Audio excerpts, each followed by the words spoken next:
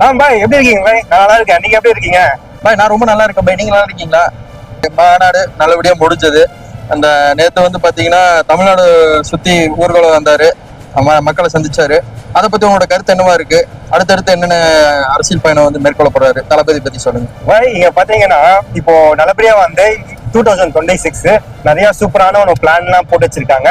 மக்களுக்கு 2026 என்னென்ன பண்ணணும்னு சொல்லி. இப்போ நிறைய பேர் சொல்லுவாங்க, எனக்கு வந்து ஒரு 1000 ரூபாய் தரோம், இங்க வந்து லேடிஸ்க்கான பஸ் ஃப்ரீ அங்க தரோம், அது மாதிரி நிறைய விஷயங்கள் பேசிட்டு இருப்பாங்க. நம்ம தளபதி என்ன சொல்றாரு, பியூரா நமக்கு வந்து வேலை வாய்ப்பு கிடைக்கும், அதே மாதிரி எல்லாத்துக்கும் ஈக்குவலான ஒரு சப்போர்ட் கிடைக்கணும், அதே மாதிரி நம்ம எல்லாருக்கும் ஈக்குவலா ட்ரீட் பண்ணணும், நம்ம எல்லாத்துக்கும் எல்லா விஷயமும் கிடைக்கணும். இதுதான் டிவிகே பாய்.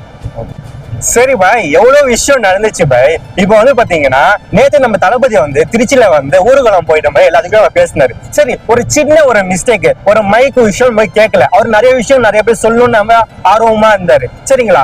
அப்போ இந்த விஷயம் நீங்க நினைக்கிறீங்களா? இந்த விஷயம் நிறைய பேர் ஒரு அரசியலா யாரும் என்னென்ன கேட்க விடாம என்னென்ன ஒரு எதிரிகள் நிறைய பேர் வந்து இதை வச்சு ஒரு கேம் விளையாண்டாங்க. சரிங்களா? நீங்க இப்ப நம்ம அரியலூர்ல நடந்துச்சு இல்லையா, அந்த விஷயம் பத்தி நீங்க என்ன நினைக்கிறீங்க பாய்? அரியலூர்ல பேசினாரு தளபதி வந்து ஸ்பீச் எல்லாம் நாங்களும் கேட்டோம். உண்மையா சூப்பரா பேசினாரு. அந்த திருச்சியில பேசினது வந்து என்ன பேசினாருன்னு கேட்க முடியல. எல்லா நியூஸ் சேனல்ல என்ன சொன்னாங்கன்னா மைக்கு கேட்கல. ஆனா அவர் சொன்ன ஒரு சில கருத்துக்கள்லாம் வந்து பாத்தீங்கன்னா திருச்சியை நோக்கி அந்த மக்களுக்கு போய் சேர்ற மாதிரி தான் கருத்துக்கள் சொன்னாரு. அதே மாதிரி எதிர்கட்சி பத்தி டார்கெட் பண்ணி நிறைய விஷயத்த பேசினாரு. அரியலூரை பத்தி என்ன சொல்லியிருக்காருன்னா, அந்த ஊர் பாரம்பரிய பாத்தீங்கன்னா நிறைய விஷயம் நடந்துட்டு இருக்கு. அந்த எப்படின்னா இந்த மறைமுகமான விஷயம், லீகலான விஷயம் நடக்குது பாருங்க, அதை வெளித்துவமா வந்து நம்ம தளபதி பேசினது வந்து வரவேற்கத்தக்கதுன்னு சொல்லாங்க. உண்மையா அவரோட ஸ்பீச் என்னைக்கே வந்து மனசை உலுக்கிருச்சுன்னு சொல்லலாம்.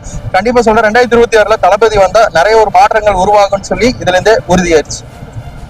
பாய் எனக்கு ஒரு டவுட்டா இருக்கு பாய். இப்ப தளபதி வந்து கன்ஃபார்மா வந்து பாத்தீங்களா டிஎம்கேவும் பிஜேபியும் எதிர்க்கிறாரு. சரிங்களா? ஆனா எனக்கு என்ன டவுட், காங்கிரஸ் வந்து இப்போ மேபி அவங்கதான் வந்து பிஎம் வந்துக்கணும், ராகுல் காந்தி. அது வந்து ஒரு ஏமாத்துற விஷயமா வந்து பண்ணிட்டாங்க. அது தளபதி ட்ரிப்ல வந்து சப்போர்ட் பண்ணிருக்காங்க.